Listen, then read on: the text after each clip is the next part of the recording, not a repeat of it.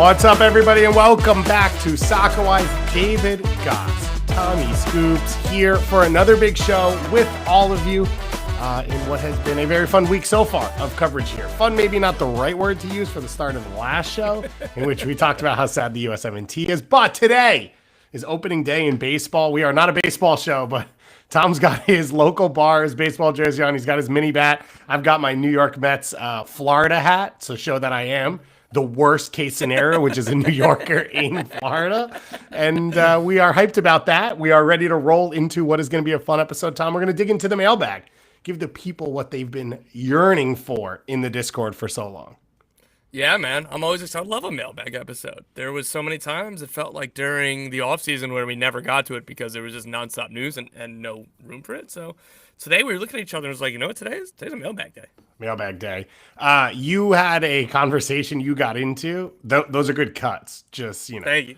I think last time we talked baseball, I explained how I always hit opposite field, and then Weeby sent like an essay in the group chat being like, the reason is your top hand is too far off the barrel, and you're like swinging through, and it's okay, cool. This was when I was using a wiffle ball bat. Yeah, maybe. I don't remember what this was about. Basketball party. But I do remember it coming up. We're excited to dig into the mailbag. You had a conversation in the Discord, which I only just found from yesterday, where someone said pro rail will really only be established in the U.S. when there is national high-speed rail connecting the country. And then you followed up and said, don't know about the pro rail thing, but would be stoked about the high rail thing. And I was like, are we talking public transportation right now? Because I am electric. I was just juicing it. I saw that. I was like, I totally agree. Whether or not we just need that for the people. Pro rail, that'd be an added bonus. I just want a high-speed train system across the country. Is that too much to ask for? For me to get from where I live down the Jersey Shore, I still have to drive to a train station, even where I could take a long bike. Then there's one train that goes 25 minutes that gets me like 4 miles. Then you have to switch there, and then another train that's supposed to take you to New York City. It's supposed to be an hour and 25 minutes, but it's never that quickly. So that's just to get to New York City, let alone I can't get to Philly from where I am, and I'm not that far. You have to go. I have to drive. I would have to drive to a train station. Actually, right. I think I would just have to drive to Philly. We're like pretty much closer to Philly. That's how much he goes to Philly. To DC, I have to drive at least 40 minutes to get to a train station that'll take me to DC. Right, because you got to do no matter Amtrak what, it's still a car ride. Yeah. I mean, think about the world we live in. You'd have 75, 120 professional soccer clubs across the country, and you're just jumping on trains, connecting with all of them. It's our dream. It is what we would love to do. Exactly. For me, I'm always like, I'll take the Bright Line up to Orlando. And it's like, once you get there, to get from the train station to any actual stadium or training ground or anything, that's its own adventure. So, yeah. So what I've heard of the Bright Line, it can be a very harrowing experience. I know that the names I'm going to list, I don't think they're listening, but I'll shout them out anyway. So my guys, Mike Ryan, Chris Whittingham, Stefano Fusaro, and all them boys. I get a lot of updates on Brightline and Brightline, wreaking havoc in South Florida. So just be careful, Goss. That's all I'm saying. Yeah, I would like to change the language on some of that, which is people who park on train tracks and people who drive through. Now, I almost got hit by the Bright Line. I don't know if I've told this story on the show. Did it veer onto the sidewalk? No, and you need to tell it. No, I'm at fault in this as well, I guess. You parked at the train track. Well, this is part of they've rolled out. If anyone doesn't know, the Bright Line is like kind of a European style high speed rail, not high speed, but like high end style train. It doesn't move very fast. That I can guarantee you. That they've built between Orlando and South Florida, and I believe they're building one between LA and Vegas that they're going to be adding to as well. And so they just built it, and where it crosses all the roads, it's just like they're figuring out still where to put the like train track warners and where to like keep cars away. So there's an intersection in Miami that the train crosses. I was inside the intersection, sitting at a red light, and the warning like bar comes down behind my car. Like, what am I supposed to do? I'm at a red light, and I wasn't even the only car inside of it. It wasn't like, I was pulled up past the stop sign. I was behind a cement truck and in front of another car, and the divider thing, whatever it's called, the arm goes down behind the car behind me. Then the car in front of me starts backing up into me. So like now I'm squeezed in, and the cement truck at the front, zero worries, just sitting on the train tracks. And at the last second, it moved 15 inches to the right.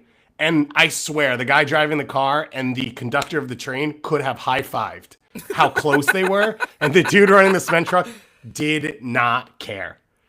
The train passes and just rolls through the intersection. Obviously running a red light at that point, which we all did, because it's all like, we've already survived enough. I'm not waiting at this red light to see what else comes down this train track. It was a wild experience. So it is a wild experience. I think the bright line hit a fire truck right before Christmas, which was a huge story here in Florida. So now you've all experienced that. Now you all know exactly the vibes for today's show. We're going to be digging into the mailbag. It is going to be this.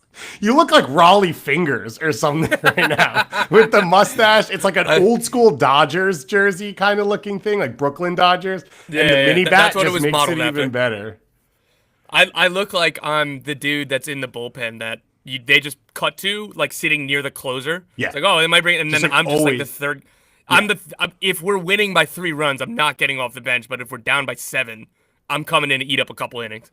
But a pack of Big League Chew hates to see you coming.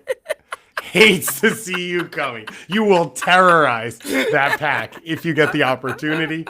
We are going to do a little weekend. Doing in the bullpen. Yeah, we're going to do a little weekend preview coming up for you as well. Another good weekend of MLS action. Last weekend, a little bit odd, of course, with the international window. I thought it was interesting when a fan messaged us and sort of said, I paid for season tickets. I've already paid for this game. I didn't pay to go see a bunch of rotated players and a roster that doesn't matter. I think that is a totally fair complaint. I agree. And it is one of the issues in all of this. And I went back and looked at a lot of the lineups from this weekend, and I watched a lot of the games because I wanted to put together what young players got opportunities that were great. There was a lot of goalkeepers, actually. Like a lot of young goalkeepers got in. A lot played well. Collodi from FC Dallas. Boudry did for Colorado. Played well, maybe a little bit different. Not really his fault on the 3 goals. I think Andrew Rick got an opportunity for Philadelphia. A lot of goalkeepers, which is very odd just to see.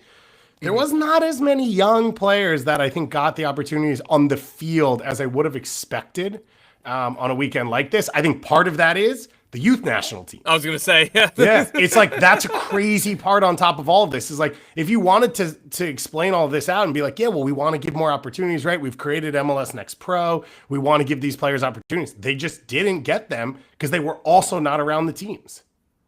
Exactly. Like that's, again, I don't want to just do the same rant or monologue or conversation that we've already done. It's just the fan aspect of it, of the season tickets and paying money. Like that's a good point that I didn't consider. I think that like that's all rolled into like when you say, okay, like this game clearly matters less or we don't care as much because it's just okay to not have, X amount of players for every team available. So again, for like you're telling your fans and you're telling the teams, it's okay. Who cares, right? And squad rotation, stuff like that happens.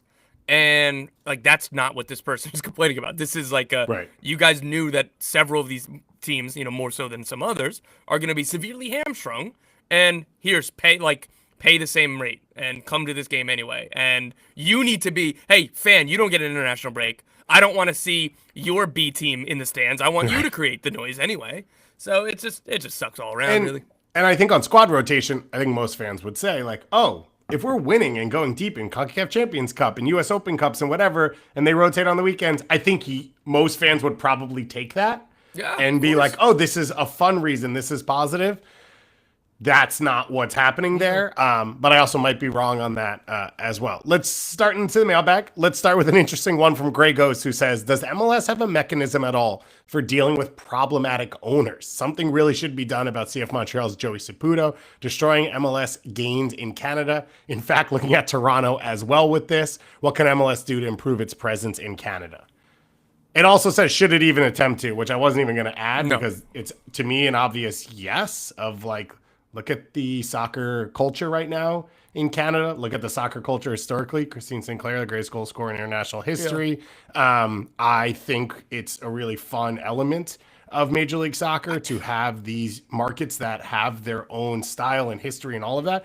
And you add into, you want MLS to be an international league, Well, one, having markets like a Montreal that speak French, so now you have already players and content and all that type of stuff that's coming out in other languages to connect to those parts of the world, and you are an international league. Like, you literally play in multiple countries. So for sure, it's worth it. It has been really, I think, devastating to watch what's happened in Canada the last 4 or 5 years because of the gains Toronto FC made. And I think inside of that, you create like a Dallas Cowboys situation, which was TFC got so big that when Montreal beat them, that was a good marketing point, and that was a good testing point. Vancouver as well. And so I think everything grew together, and now it feels like a lot of it's fallen apart right as you're going into a World Cup that's going to be hosted, which is this huge moment. And we're not even talking about Alphonso Davies and his agent right now and Jesse Marsh and whatever. That's a whole different conversation. In terms of the question about owners and mechanisms. Let me just interject, because I thought that that's what you were saying, which should they even try to, when I said no. And Yeah. I thought that's what you were talking about, not just improving the game and the culture in Canada. Yes to the answer of that. I was talking about the owner side of things, not saying that no, they shouldn't care about Canada. They should very much care about Canada. So the question about Joey Saputo, you already sent this to me, Sophie and Bonanza in the chat as well, bringing this up. Joey Saputo, I think the short answer to this is no. Like, Joey Saputo is running his team the way he wants to run his team. There are other ownership groups that I think people would throw in here around MLS that you would say don't run them the way fans would like them to run, but there is nothing incorrect about it. Exactly. We did see in the RSL situation, which was, now we're talking about things outside of just how you choose to run your team, but we're talking about legal issues. We're talking about the image of the league in terms of what it was connected to with all of that. I think it was the idea around racism inside the club and all these other things, that there was a mechanism for like every owner to come together and try and push. And I think in the end, they didn't even have to, because a second ownership group was found, and that's where you move the club off of, similar to what happened with Columbus. So the short answer is no, you can't, but this does also open up the door for us to talk about this, which is, so Joey Saputo did an interview in Italy.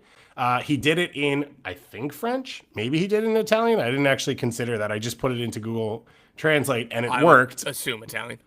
Okay. I typed in French to English translation, and it worked. So I kind of assumed it was in French. Now I can't find the translation here.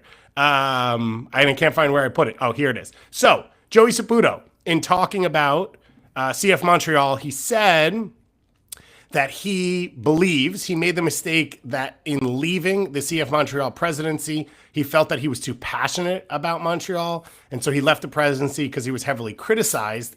He's criticizing My greatest Montreal, weakness is that I care too much. and now he feels like he's criticized because he cares about Bologna more than he cares about Montreal, and he does that because the Montreal fans didn't want him to be engaged in Montreal. Then he goes on to say Montreal's a small market. Sponsorships are difficult as many corporate headquarters are in Toronto. The team depends on ticket and jersey sales.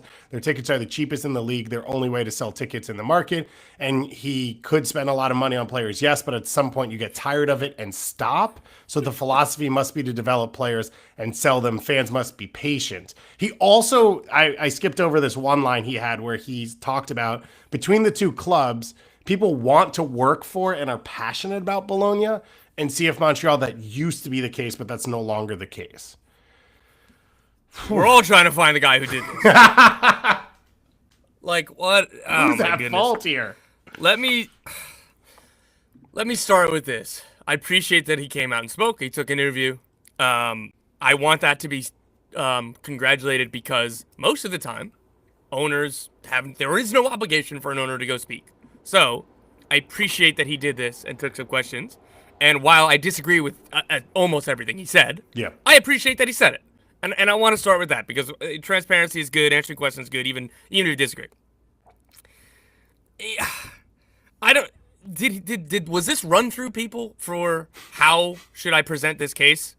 I don't know that there's really anyone to run it through with how thin he has built some of this organization. Yes, I could sign players, but it gets old. Who does that? Do you relating to anybody that way?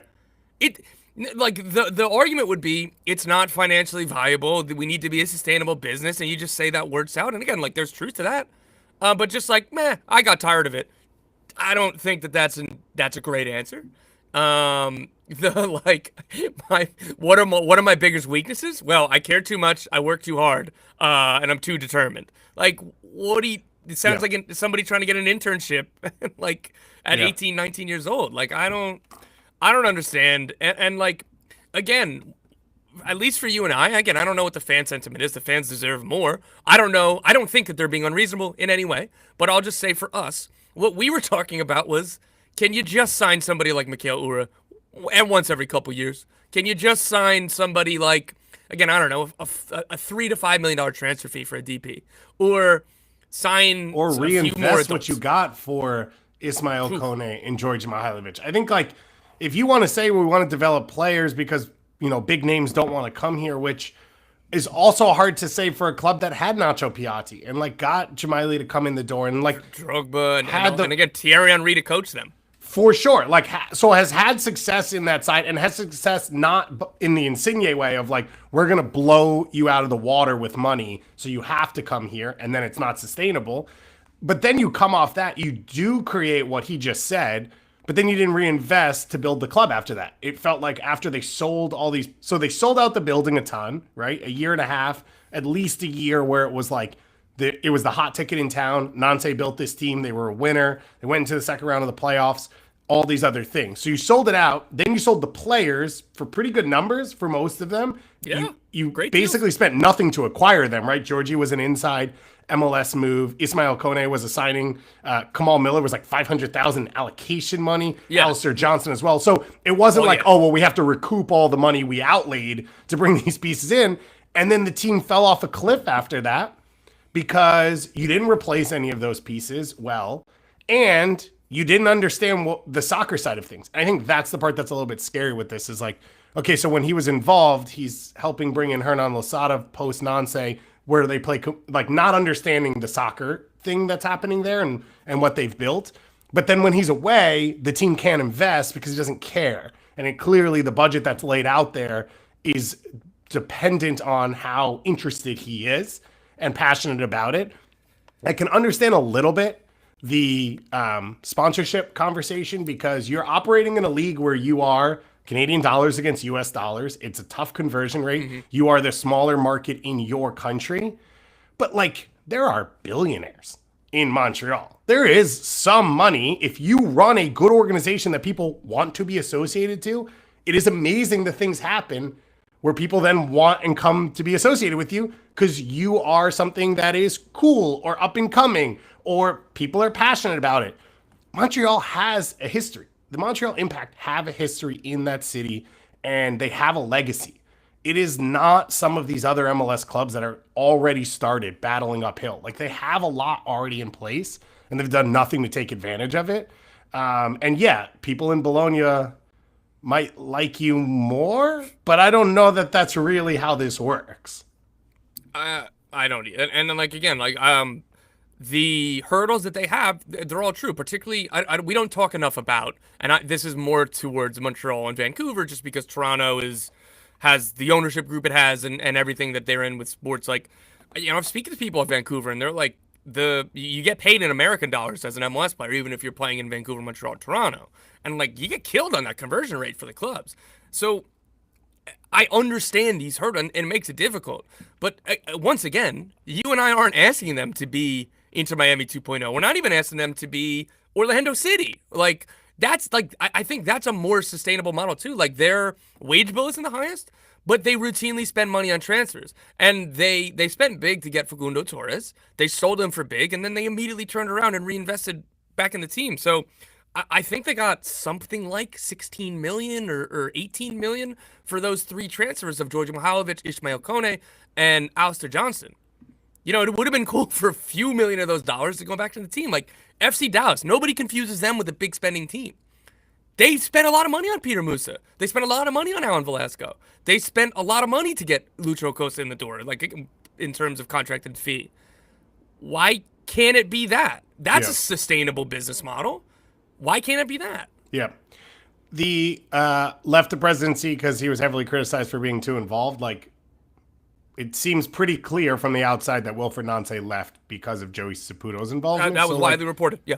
So, like, yeah, Yeah, man, you pushed out the best thing that was happening for your club and the thing that could have made it sustainable.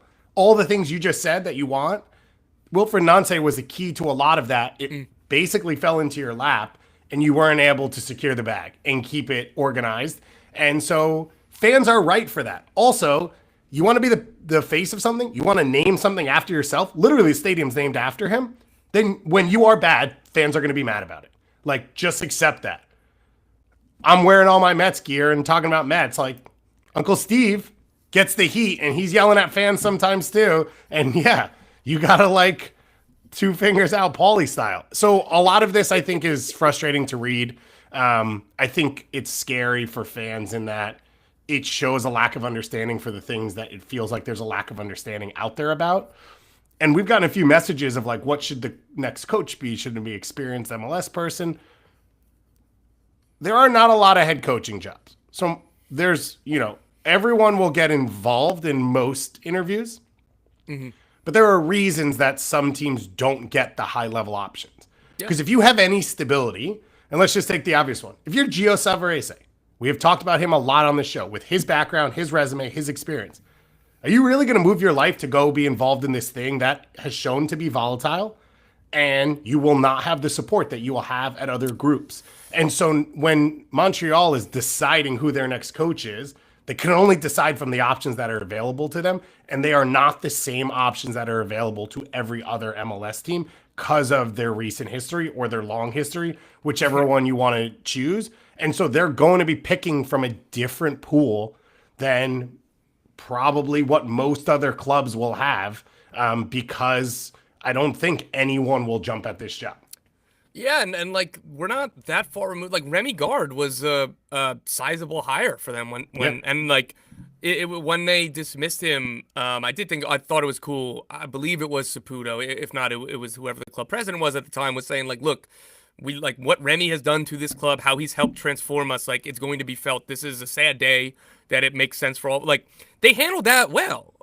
He was still only there for like 2 years, which I guess like looking back, I thought it was much longer. Nice. But like that was a real European test. Like his resume was, I thought that was a really good hire and well done to get that in the door. Thierry Henry was the same thing. Like yes, he didn't do great with Monaco or right, but like that was still at a time where it's like, oh my god, they got Thierry Henry. Like best case scenario here is he does well for a few years and then he's back in Europe and then he takes another job or whatever. So we're not that far removed from them being able to convince a couple of these guys. And like not to get too in the weeds about like the Gio Savarese point, I think that if this was last winter, no chance. But Gio is interviewed for what, like 8 or 9 jobs, and has been either second choice or third choice in most of them. Like they might get like again. I don't believe that they're actively looking. I do believe that they're going to give Marco Donadell some time. Again, that's what Gervais said in his press conference. But if they were to be looking, they could be in the mix for somebody like Gio. If Gio's like, man, I just want to coach an MLS team. I don't care right now. Yeah, that's what they have to hope for. Marco Schillebaum most recently managed Grasshoppers 2024 in Switzerland. So the Swiss Volcano is available once again if they want to go back to an all-time great in Montreal history and bring him in. They'd have to explain to him it's now called CF Montreal and not the Impact. But Marco Schillebaum is available. So that's breaking news from Soccerwise. This is the only place you can get something like that. And this is the coverage that we provide for you. Let's continue on here. MLS Box to Box says, if you were an MLS CSO, would you use a DP spot on Gio Reyna? Yes, I would. I don't know if this is the right fit for his career right now because, and again, it all starts with his health and then getting minutes. Like he'd get minutes here and he'd be a central part of whatever team, which I think would be good. But again, it starts with his health and it starts with where he's comfortable. What about you guys? Are you saying that in a vacuum, no matter what, of like no brainer, he is 100% a DP in MLS for any team? Obviously, some teams have openings, some teams don't. Yeah, but I'm just saying, interesting. I don't know that I feel that because if he was healthy and fit and training well, he would have been playing at Dortmund. He wasn't not getting minutes because he wasn't good enough, right? They kept trying to push him in there. And I think a lot of the issues that exist for him are ones that there's a lot of clubs that are not either capable of dealing with it or they're in spaces in their club's history where it's not worth it. Let's take FC Cincinnati, for example. Like, FC Cincinnati's in win now mode. I don't need whatever could happen with Gio Reyna to affect what I'm building. So to me, he makes sense, obviously, from a talent point of view. And he makes sense for some teams where it's like, we're in flyer territory. We can take a flyer because we're in this space or whatever. There's one obvious team that popped up to me. I don't think that we're gonna say the same one, but I want to Chicago Fire. No, that wasn't the one I was gonna say. For that wasn't the one I was gonna say. A reunion? Oh, please. Oh, baby, Tom, that is Look, Goods. They have a DP spot open. Gutierrez might get sold in the summer, so they're gonna have a need. Listen, man, you put on the 1995 music. You go back to North Jersey to back to St. Benedict's. Get a reunion going. Let's patch this up. This is the most absurd thing I've ever heard. Although mine would have sounded absurd if you hadn't said that. You're welcome. I'm being a good teammate. Yeah. You're welcome. Go ahead. It is, in the next month or two, if you assess that Ricky Puig is not going to come back this year. You put him on the season-ending injury list. You bring Gio Reyna in for the rest of this year so Gio can rehab himself. It fits your style. You also are in a situation where you're probably, at this point, the season's on a flyer. Like, if Ricky Puig isn't coming back, it's not going to get where you want it to be. And based on the points so far, you might already be there whether he is or isn't. And he will fit your style as well. And you get to throw him in as the 10 or on the wing if Payne still continues to be injured or whatever it is. And that was the one that popped up for me. I like that. I don't see, because unless there's a setback in Ricky Puig's rehab, and also the logistics of Dortmund ain't loaning him, man. Like that's I know that they don't want to, and they're not exactly asking for $100 million to transfer him out. So, like the Galaxy, it's not like they put in a transfer fee and then okay, now we have 4 DPs in the winter, and then this doesn't fit well. A more serious one, NYCFC. So he came through their academy. I know that it's a unique situation because of who he is, the type of talent he was. His dad was the sporting director at the time, but he came through the NYCFC Academy. Mm-hmm. He fits that playing style really well. It would be going back home to a team that, again, he ended up signing his first professional contract with Dortmund rather than NYCFC. So I think that'd be a cool story, and they desperately need attacking talent. And another, like Maxi Morales ain't going to play forever, and right. I think they could play together and that system. So that's one that would make sense to me as well. I would assume Houston's no longer available because they signed now a DP, right? So they'll have 2, and they have 4 yes. U22s already. Correct. Which that would be another one that would have popped up for me. The last one, and it would be absurd if it happened, is Columbus. They've got open DP spots. He likes to play in possession. Wilfred Nante's done more with less in the past. You are always, and I think this why to me it wasn't like a no-brainer for every team, is he has not a good track record of being healthy. He does not have the best track record as a personality inside of a professional group. So like any team that's doing this has to be in a place where you're going to take a risk because you feel like you need to. Because I think any team that's very stable with the group they have or confident in the group they have, it's not worth it. And so you have to be in that spot. I would have thrown like a Sporting Kansas City in it, but they don't really, I don't think they have the space or the need at that position. It's a great question, though. If you had to set odds on it, Tom, that he is playing for a new team next year and it's a Major League Soccer team or next season, what would you put a new team in general? I think would be at like 95%. MLS, I really don't know. And again, like, I don't know if this is definitely the correct path for his career or not. Like I'm not saying it isn't, but I'm not saying it is either. Like. Yeah. There are some other ones where it's more obvious. Like, again, his level, like, again, I know we talk about potential too much and talent too much, and then that becomes elusive, and then we're kind of just distracting ourselves from what's happening on the pitch and how many different managers in Dortmund have not used him. And then same thing with Pochettino in this last window, right? Like, all of that data aside, like, there still is, like, he was regarded as one of the very best teenagers in the world, right? Like, so I would like to see him go somewhere else in Europe. Again, it's got to be the right fit. It's got to be somewhere where he fits the style and they're going to play him, and it's not like one bad game's going to put him on the bench.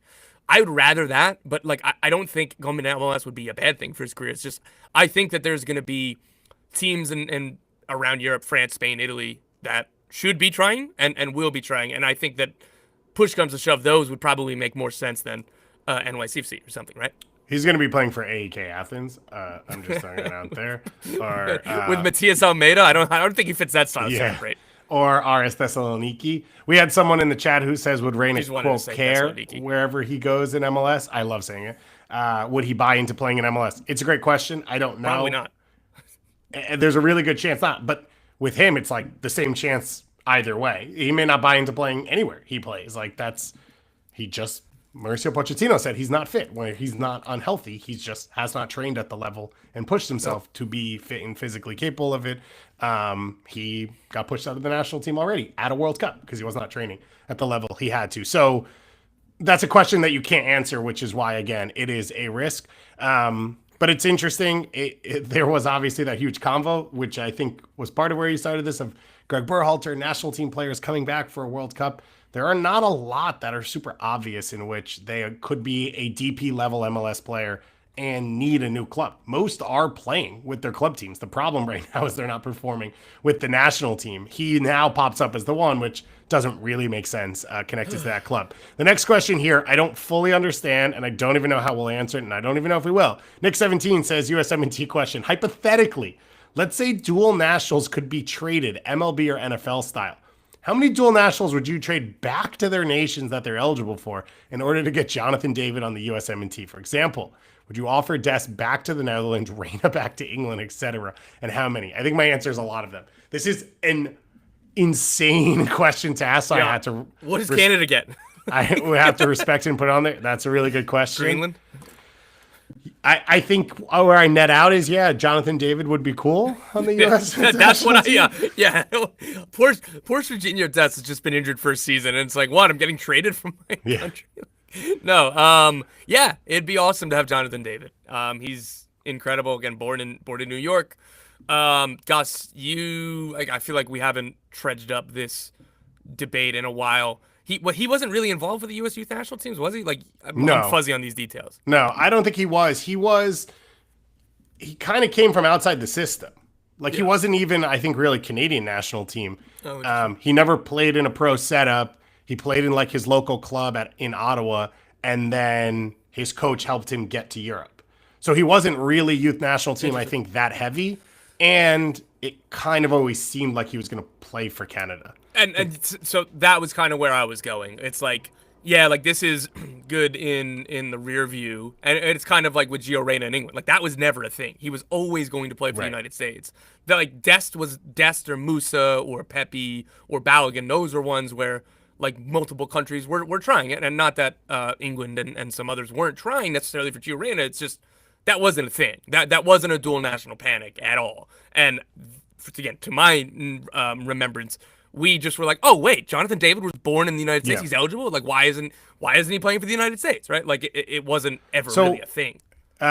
Correction from me is he was in under 15 camps with Canada and then played Canada youth national teams from the age of 14 through to the age of 18 when he went to Ghent. There was never really it was never really connected. There was never really potential for it.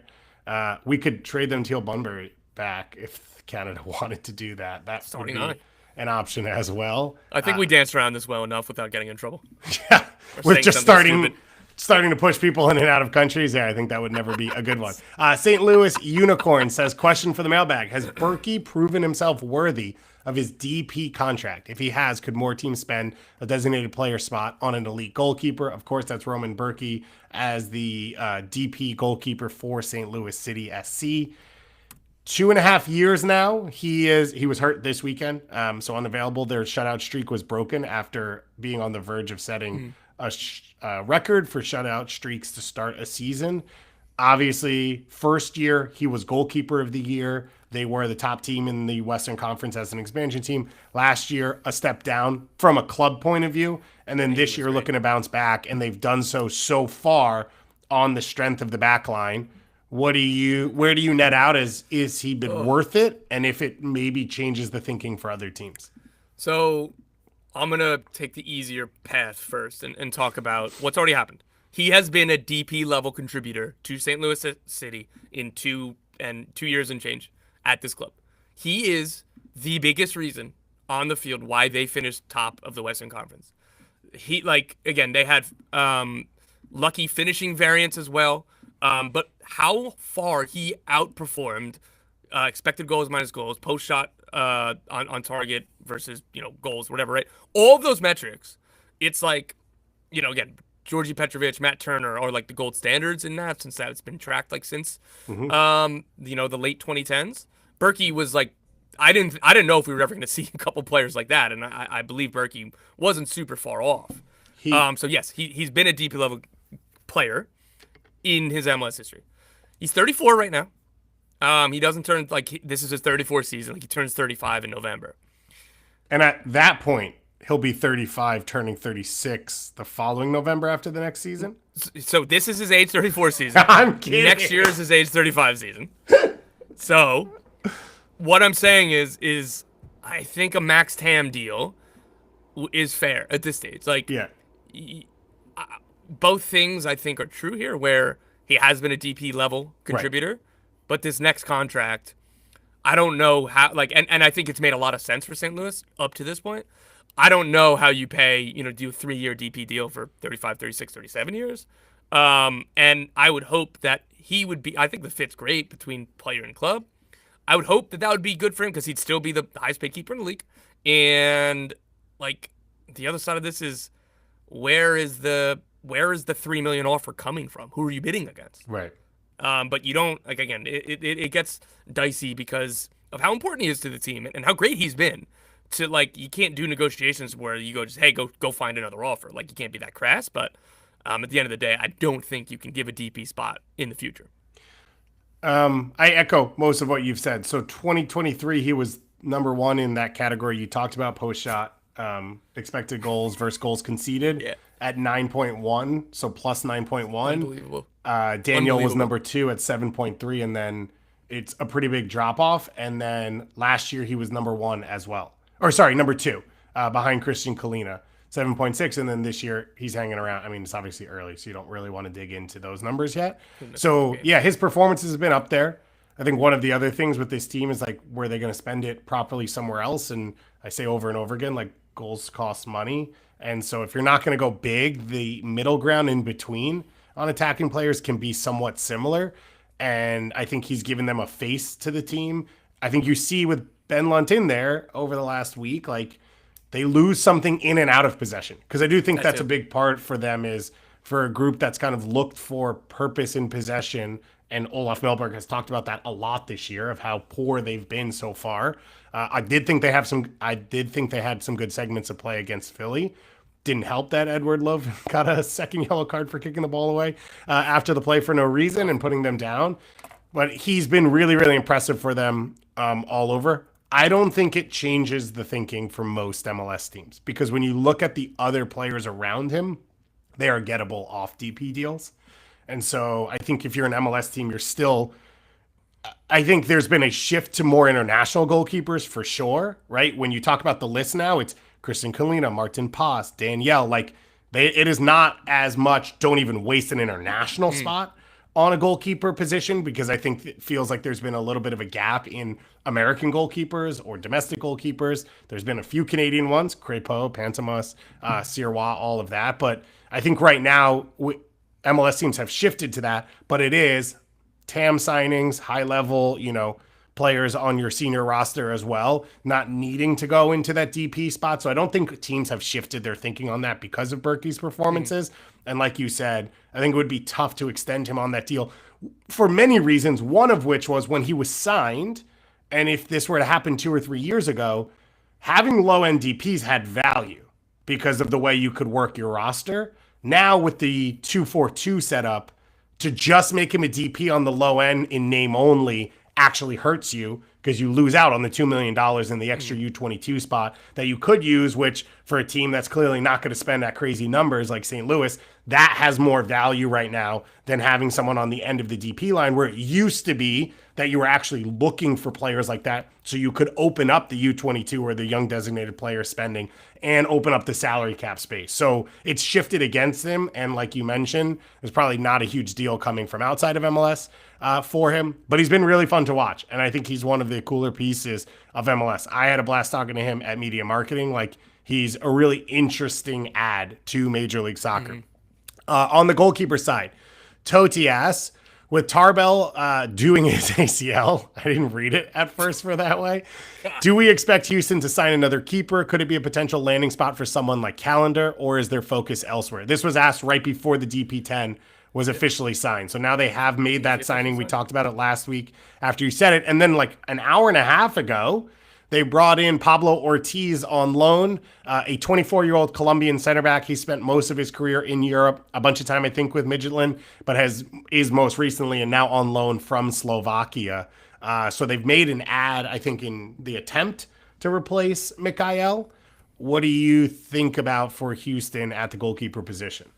Yeah, I would expect them to. I'm assuming that they're going to try to get a starting level keeper, but at any rate, they just literally need another goalkeeper on the team at this point, just for training and games and stuff. Like, again, I think that Can I interest you in a Steve Clark? I've got one in the back. that'd be I think that would be a tough one to start coming back. But like, yeah, that would make sense.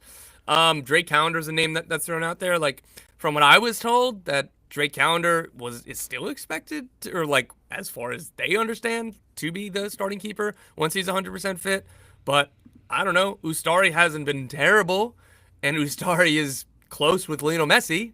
Those are two things that go in the same direction. And like from a money standpoint, like if you can get assets for Drake Calendar, if the offer's there, if he's open to that, that would make sense, I think. Yeah. I don't know what that market exactly would be. Beyond that, like, there are backups around the league that you can go. Again, I doubt that these teams would be willing to let a couple of these guys go, but I'd be immediately calling about Stephen Cleveland in Austin, Nico Hagen in Columbus, even a guy like Zach McMath in Real Salt Lake, Evan Loro in Cincy, and then Sebastian Breza in Montreal. I think in somewhere between those six players, including Calendar, there's got to be a reasonable deal to be had.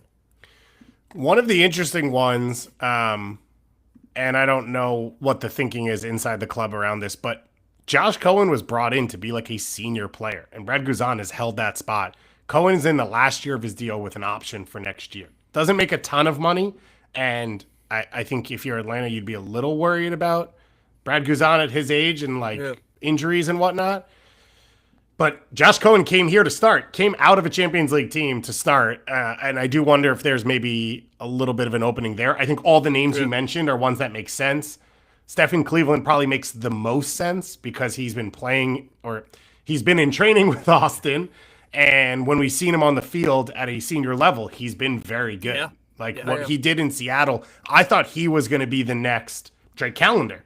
Make a move, become a starter somewhere else, and establish yourself as a starter. Drake Calendar makes a ton of sense because he's clearly not playing. Luis Barraza is an interesting one because they've spent so much on Junhong that like he's going to be the starter, but it also is a young goalkeeper. Do you really want to risk not having a true backup that you believe in?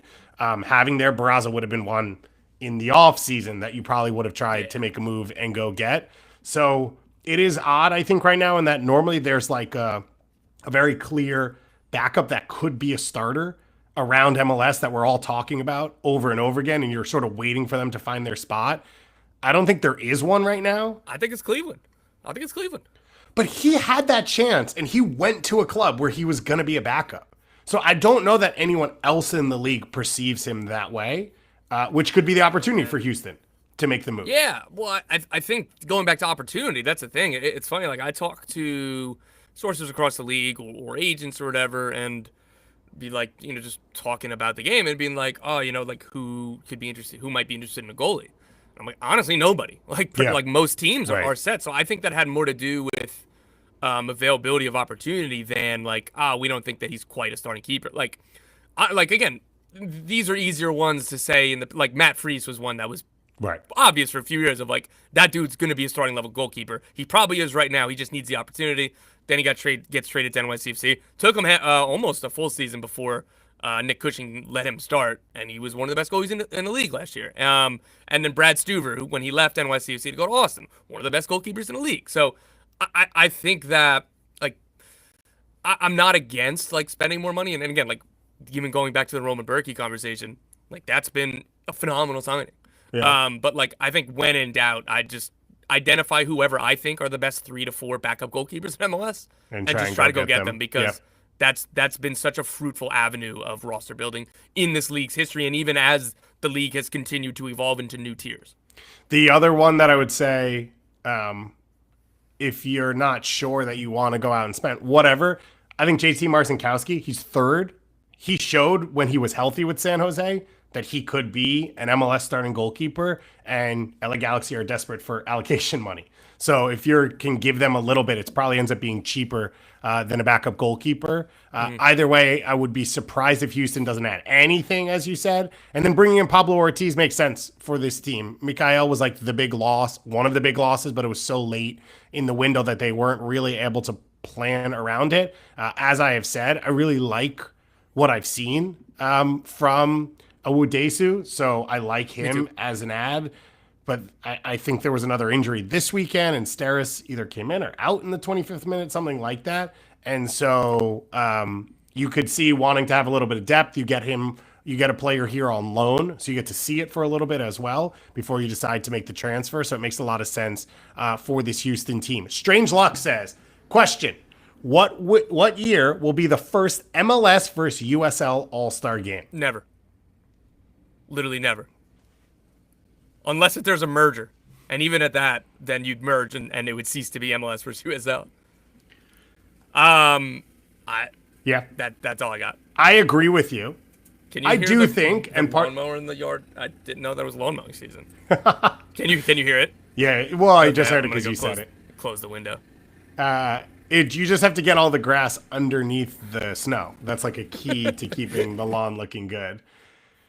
So I agree with you. It's not going to happen as an all-star game. The only reason something like that would happen is like both leagues combined are looking for a flashpoint moment to try and bring eyeballs in. And I think what the feeling is MLS would rather not elevate USL if they don't have to for a moment like that. They're willing to do it with Liga MX, and that's why they've done it with the format of the all-star game the way it is. Yeah. I have seen a lot of convo over the last week or two with the ProRel announcement about like, what does this do? Does MLS create ProRel? Do they combine? I do think that it is more reasonable that it happens going forward if USL is able to successfully institute ProRel than without it. I think part of what Jose Bautista said to us of like, it will elevate the league, it will create more interest, it will create more competition. That allows the league to then spend a little more on talent and get a little bit closer. I don't think we're 5 years away from it. I think we're 15 or 20. But I do think that door has opened a little bit more if USL actually is able to successfully implement this and then raise its profile because of it. I know that the folks in USL are all saying the right thing of like they're not making this a FU MLS, we're going to overtake you. But if you're Major League Soccer doing a Major League Soccer All-Star game, why would for you sure. be lifting up? I was just taking that and going somewhere else and saying, I think some of the discourse I've seen that we haven't really talked about is I do think that door is slightly open for these leagues to end up being the same league. And I think that is how we'll see if this stuff works out over the next 15 or 20 years, a place where it's like, okay, this makes more sense. Everyone talks about the buy-ins and all that stuff, and it's like, where does that go? Well, that money isn't gone. You didn't just like give San Diego didn't give MLS $500 million, which MLS then went and like spent on food, and then the money no longer exists. That money gets put back into clubs and exists inside of the league. And so it's not like, oh, we already paid this, so we can't do anything else now. You can't bring new teams in. That's not exactly how that works. But I'm not saying it's a guarantee. And yes, on the All-Star side of things, I believe it will never happen. I will say on opening day, though, like I have talked a lot about the minor league feeling and like these really good markets that can have good sports teams. If you're going to be in an ownership group, why are you going to buy a single A baseball team and build a stadium and not buy a USL League 47, whatever term ends up being, team that not only has the potential to jump into this thing, but plays in a US Open Cup or plays in a Jägermeister Cup? Like, I think this should probably... Jägermeister Cup sold me. Yeah, I know. I knew you'd like that. We were probably going to do a Jägermeister Cup special here because I knew you'd be hyped about the Jägermeister. Jägermeister Cup. I just got to get you the machine that they have at bars to sit in your Dude, basement with you. When was the last time you took a Jägermeister shot? A really, really long time, but I've done the old person thing where I'm now in on everything bitter and gross that I used to think was bad. So like I go and I drink Fernet. I just sip on Fernet now when I'm at a bar. And so I'm probably not that far away from thinking it's good, but I have not tried in a really, really long time. The Argentine restaurants here do not like when I ask. They're like, you want the Coca-Cola in the Fernet, right? I'm like, no, I just want the Fernet. They're like, but then you're going to taste the Fernet. You want the Coca-Cola in it. I'm like, no, I think I'm okay. I think I know what I want. But I'm always open to new ideas. P.S. Sweens gives us an idea. Says, long time, first time. I don't know if it's been asked, but can the white noise of an isolated track of Tom Bogert be a Patreon tier? I'll hang up white and noise. listen now. Relax. Let's take race out of it. Wow. Tom, listen, I know that you and Jackie Robinson have had some really serious conversations recently based off how you're dressed and how you look. And if you are not watching via YouTube or you're not going back and watching on YouTube, whatever clips come out of this, you can go find it on our social media at Soccerwise HQ on Instagram or Blue Sky or Twitter. Tom looks exactly like he's playing baseball in an era about this. I do not have right now a feed of just Tom's audio. I can tell you though, when you go in and edit, I think Morgan actually was showing us your peak /show when you were doing a little bit of a rant on Montreal. We have a question that says, should there be a documentary about the Menace Sporting Kansas City 2 game from last week, and who should narrate it? While thinking about the answer to that question, I'm going to hit a follow-up we got in the mailbag from Ran So Fast, who wrote the opening narration script or the script for the teaser for this. I'm going to attempt to apply for this role. Hit me with the ESPN 30 for 30 music. ESPN 30 for 30 presents Menace on a Mission. What if I told you that age is just a number, but experience is everything? In the heart of Iowa, where soccer dreams are usually reserved for the next generation, a group of forgotten legends laced up their boots for one last ride. The Des Moines Menace, a club built on grit and passion, found themselves staring down a daunting U.S. Open Cup clash against Sporting Kansas City 2, a team full of young, hungry professionals looking to make a name for themselves. But when injuries and roster shortages threatened to derail the Menace's cup run, a call was made. From retirement, from coaching gigs, from the quiet of suburban life, former MLS veterans answered.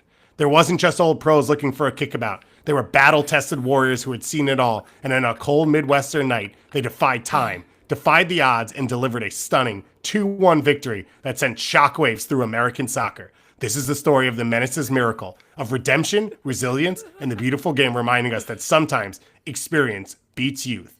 Menace on a Mission, only on ESPN's 30 for 30. Well done.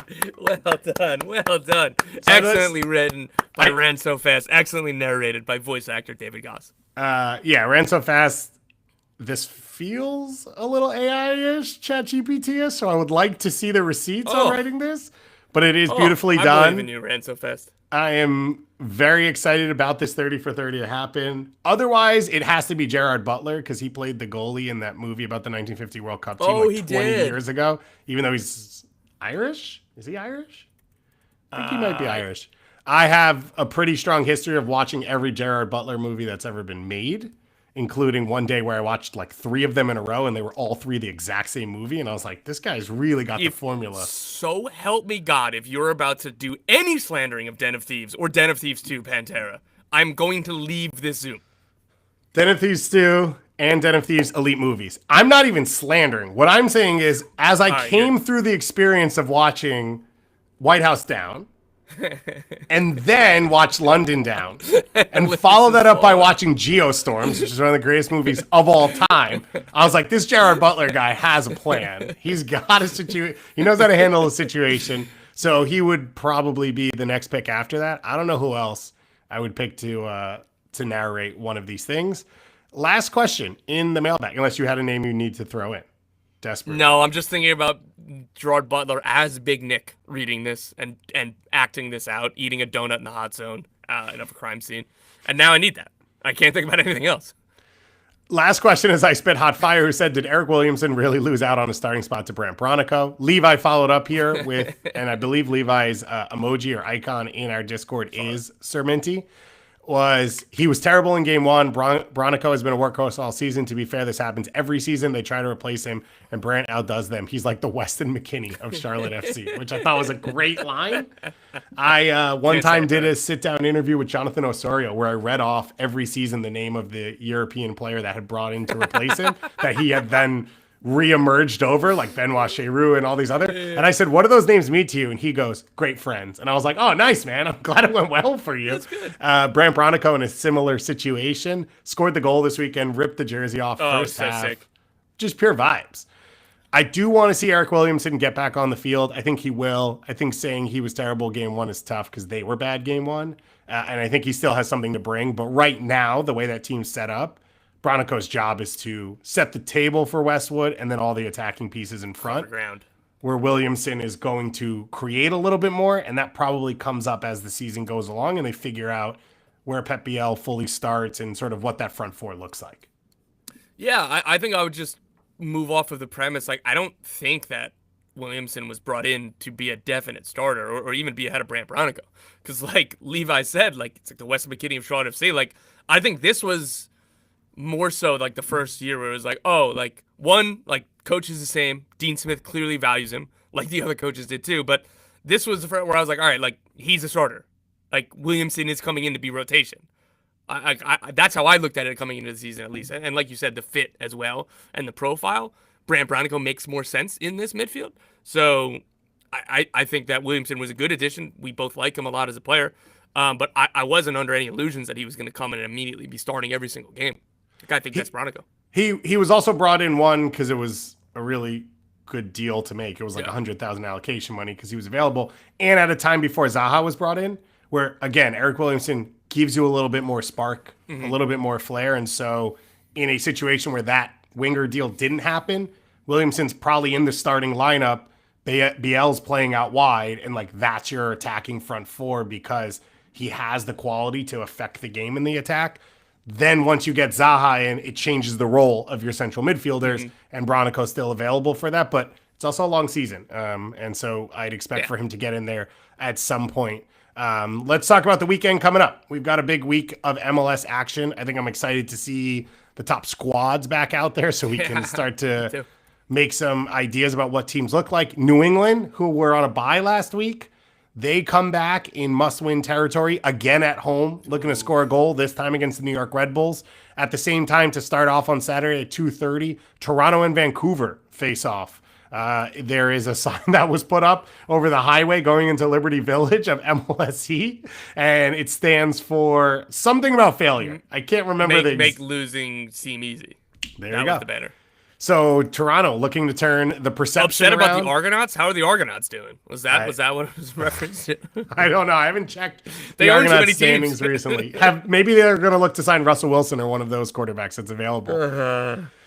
Vancouver, of course, trying to get back onto the win column, now getting most of their pieces back into the team after the international break. I did like what I saw from Derek Etienne against New York Red Bulls and DeAndre Kerr, unbelievable header on the goal. Would like to see Toronto play with a little bit of energy like that more often. Colorado playing Charlotte at home, trying to bounce back from the 3-0 loss they had. That's at 4:30, and then you get into the night of action on MLS, and then on Sunday a little bit decently spaced out. We got 3 10:30 kicks. We have 4 8:30. We only have 3 7:30s. I don't think that we had that at all last year. Like it was always at least 4 or 5. Because you've got 2 games on Sunday, and then what did I named 3 games on Saturday that are away from it. So you take those 5 games away. I agree. Sunday, I like this first game, St. Louis against Austin, at 2:15 on Sunday. Obviously hit a little bit because Edward Lovin suspended with the red card, but St. Louis coming back home. As I said, there were segments of play that I liked in the last game. Teutschert was where a lot of the attack died. You just need final third quality from him and get my guy João Klaus back into the team. And then Portland hosts Houston at the end of the night. So another opportunity, another Texas team. I assume at some point Weeby's going to eat an armadillo on air, so something to tune in for, even though this one's in Portland, to see if he gets that armadillo jerky out of the bag on the broadcast. PETA. I said, where's PETA? Yeah. They can't allow that to happen. They'll be there. I put down a couple of games that I thought were big ones to circle. The obvious one is Miami against Philadelphia. Philadelphia have been arguably the second best team in Major League Soccer so far. Miami had the bye, but they are in the top 3 in the Eastern Conference as well. Philly going on the road to Miami. It is, I think, the biggest game of the weekend. I think it has the chance to be the most entertaining, with watching the balance of what does Philly's youth and energy look like against Miami's seniority and quality, and the two different styles of play. It also gives us a chance to talk about this note, which is that Miami just brought in Alan Obando, an 18-year-old Ecuadorian youth international from what they are saying is Barca, Ecuador, on loan for the year. The reports are that Atletico Madrid has already acquired his rights, and then somehow he is looped to Inter Miami for the rest of this year. It is in the vein of Segovia a bit and Allende, another young, versatile attacking piece to come in around the veterans. Yeah, and they needed it. This is a center forward, and Allende was probably, or Leo Afonso was like the center forward behind Luis Suarez, and Obando is like, his highlight reel looks really good. His profile looks really good. He's obviously very highly rated because the report was like a $4 million deal to Atletico. Yeah.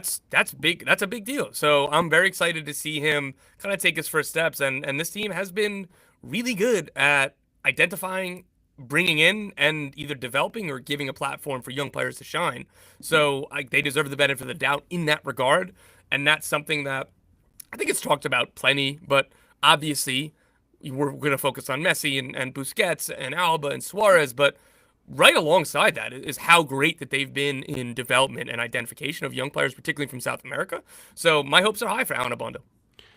It is, I think, one, they're in a situation where it's like there's not a ton of wiggle room on the roster, so it's talent that you're getting in. Otherwise, you don't have that spot filled, which makes a ton of sense. I think it's a player who gives a little bit more natural depth behind Luis Suarez. They really don't have a true backup center forward. That's what I'm saying. Yeah. If you asked me today, my guess would be Allende would play in there, and I think that's okay for him, but this is a player who's more comfortable there, but also then can go out on the wing, and so gives you flexibility alongside Segovia. And as you said, they've hit it with these. Segovia has been awesome so far. He's kept them afloat at times, as they will need to when Messi's not available, or at some point if they ever rotate Suarez, which I guess he doesn't need to do. Then you can bring in a player who, from what I've seen in Obando, looks really, really talented and really, really dangerous. Also, by the way, shout out to Andres, who is an Inter Miami fan, who stopped me at the Miami Open to take a picture and chat, and he apologized. He was like, "Sorry, I'm an Inter Miami fan. I know you hate that." I don't hate that at all. No, I probably prefer the Inter Miami fans based out of Milan and London and the ones I met in Cairo who are like, "Oh, you're from America and you like soccer." I'm an Inter Miami fan. I'm like, "Well, you're a Messi fan," which again is also fine. But this person, he was like, "Oh, I've been a fan since day one," and just started rattling off MLS. We're talking about the Drake. We're talking Brett feels Shea like he minutes. has to. You don't have to do that. I am happy to talk to anyone about soccer who loves soccer anywhere I see them. I have a ton of respect to anyone who's supporting their local club. So that makes a lot of sense to me. We spend a little less time talking about Miami than some other shows. We feel like there's a lot of place for that. And when they're interesting, we do talk about them. And I think we're going to be talking about them on Monday and Tuesday next week, because I think this is going to be a really interesting game. Because one of the things I've said about Miami over and over is you have to make a decision when you play them. And this was more last year than this year of, are you going to sit all the way in, or are you going to open up and go after them? I think where teams get stuck with them is when you sit into a mid-block, so you still have some gaps behind you, but you're not open enough that you can really put them under offensive pressure. And that's where I think teams get lost playing against Miami, where Philly, they're going to go into the game, they put a brick on the gas pedal, they tie it to the gas pedal, and then they're like, all right, let's go play soccer. And they're playing with so much confidence right now. And even on the St. Louis game, you were able to extend that a little bit. You got Darmian some minutes. You were able to slide your midfield around because you had to. And so now they're confident in their depth, and I think they're really confident with their first 11. So it's a fun game to go into. I totally agree. Very much looking forward to it for all the reasons you laid out. And again, just are they going to try to push the pedal to the metal? They will, but will they be able to really stretch and really bother Miami? Because what like the next evolution, I think, for Miami and this season, and I've really really liked what I've seen under Javier Mascherano. It's being able to just control games and take away some of the variance that comes that like plagued again why they lost against Atlanta United in the playoffs Right. and why Yeah. they seemed so many times threatened to drop points and not win the Shield, and then all of a sudden they break the record. But it felt like it was a high wire act. So like more control this year against Philly. It's really difficult to control, and because of the way they play, the space is going vertical, or like you can't really pass sideways against them. You know what I mean? So I think that's going to be fascinating as well. Noah Allen is playing for Greece. Did you Yes. see this? Yeah. Yeah. Love that. Did you report this? Are you the one who put it out? No, but Okay. Didn't want to offend. no. I love that because we were talking about dual nationals, and then we were talking Yeah, about yeah. this game and young players, and it popped in my head.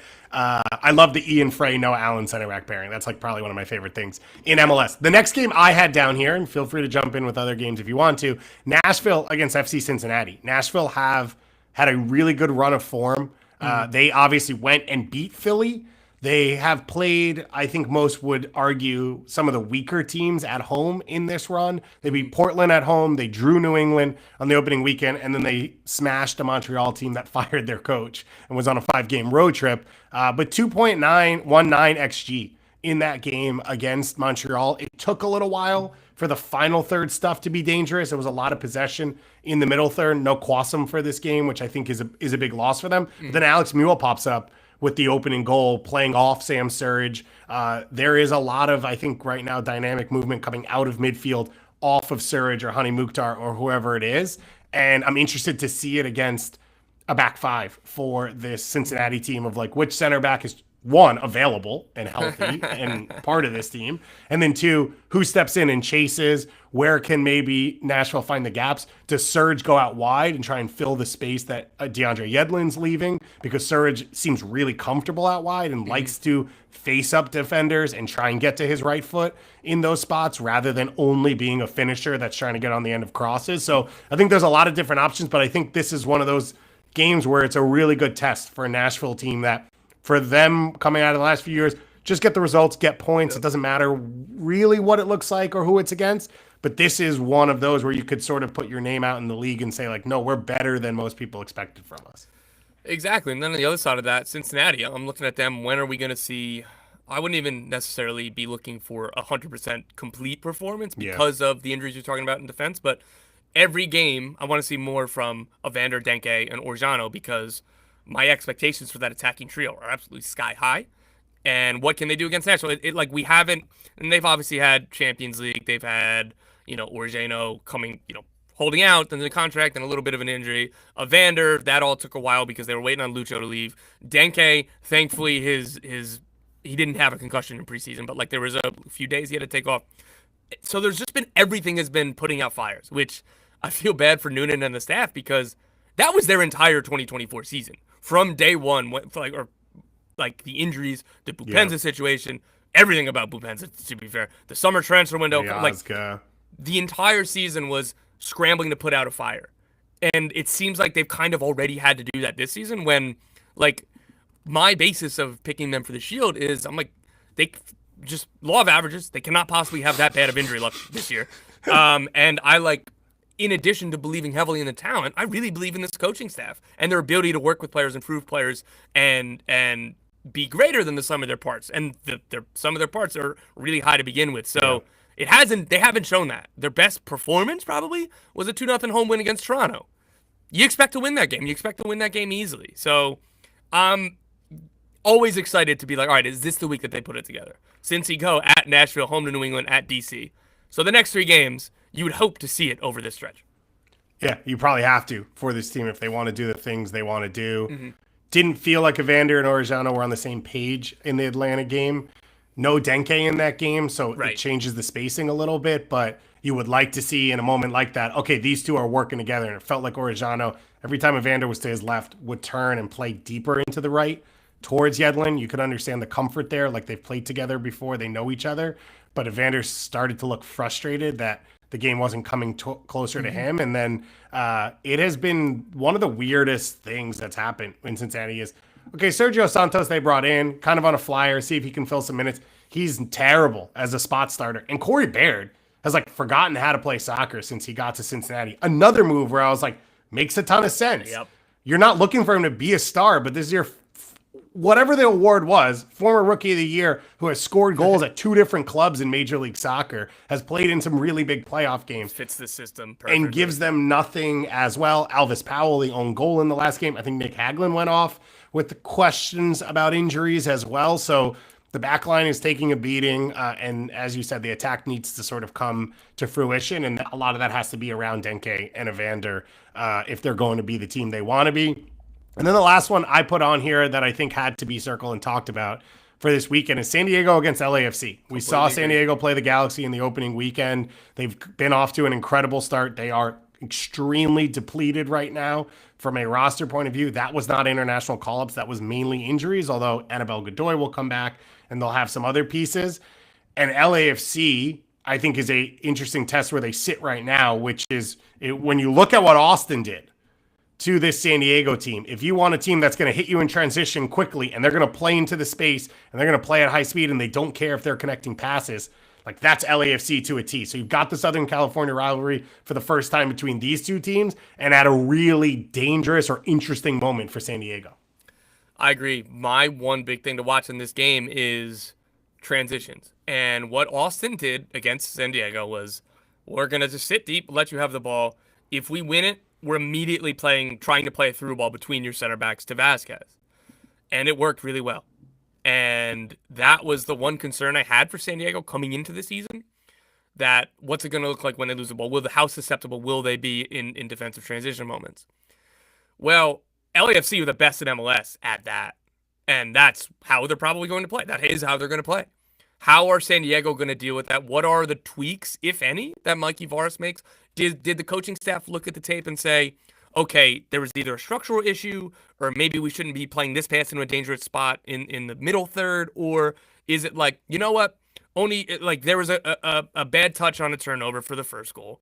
And then the second goal was just naive defending and not stopping a quick counter. Like, do they view this as a structural thing that they need to tweak, or just, hey man, there's 34 games in a season, we're going to suck sometimes. So, and like, there's going to be a couple mistakes. So, and that's not even to say that they were awful in that game. It's just in those moments, really bad moments.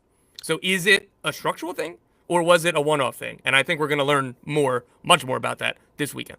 And with some of the pieces that were missing, if it's injuries, if the injuries are longer term, then that's dangerous. They'll get Patty McNair back. They'll get Annabelle Godoy. I think those are 2 big ones for them. And I think that your hope is fixes some of that. Bombino got the start, a young piece, Pilcher as well. So things looked more disorganized than we have seen for San Diego ever in MLS. It hasn't been very long. And so you're trying to clean up a lot of that for this squad. We will be back, of course, next week to break all this down for you. We'll have the recap show on Monday. We will be back live on Tuesday.